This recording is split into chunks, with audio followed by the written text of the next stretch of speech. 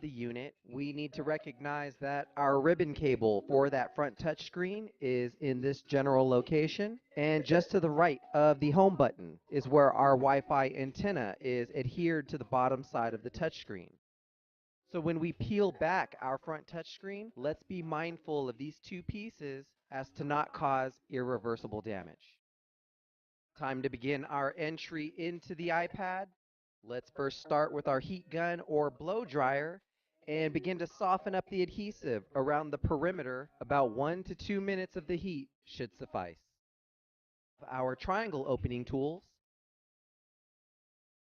Let's bring in our plastic opening tool, and you'll also notice in this video that we use a simple razor blade. We found that the razor blade is the easiest way to start the separation of the touchscreen from the iPad bezel.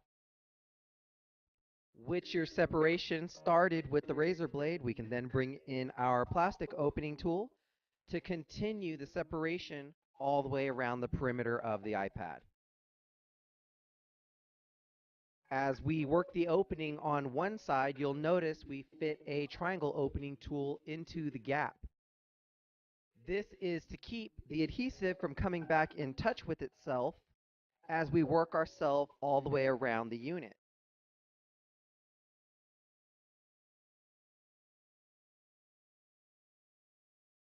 Notice as we go from each side, again, another triangle tool goes into place. You'll notice in our video, we used our spudger to continue peeling the Wi-Fi antenna off the bottom side of the touchscreen before completely opening up the unit. When we finally did crack the unit open, we peeled the touchscreen back as if it was a book to make sure we didn't put too much tension on its ribbon wire and cause damage to it. Notice the LCD and how it's mounted with 4 Phillips screws. Let's now take our small Phillips screwdriver and remove these screws so that we can free the LCD for removal.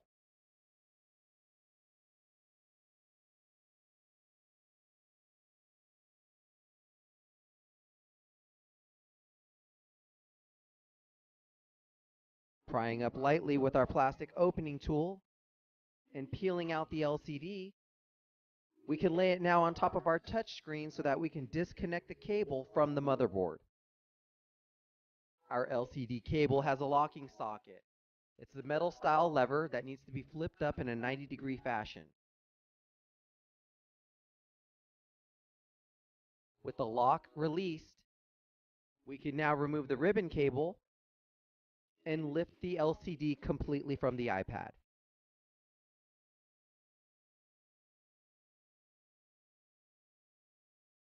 Let's bring our attention now to the touchscreen connections. We have 2 locking sockets. We need to flip the tabs on and release.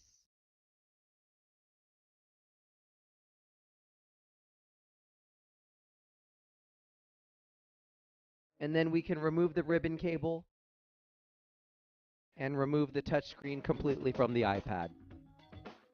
Now to remove our headphone jack from our iPad 2.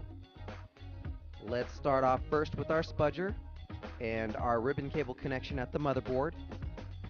A single locking socket here that we must flip the tab up on to release this cable.